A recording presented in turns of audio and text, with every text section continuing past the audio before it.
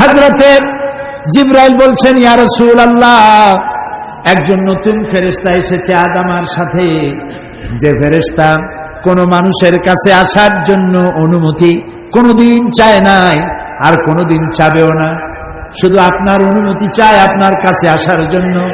সে ফেরেশতার নাম মালাকুল মউত।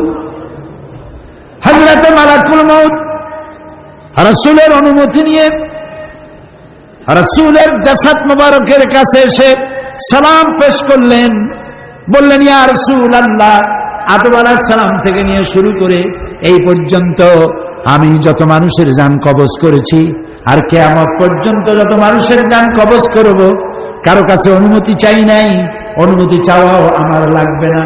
কিন্তু আজকে আসার সময় আল্লাহ রাব্বুল আলামিন আমাকে বলেছেন আমি যেন আপনার অনুমতি চাই।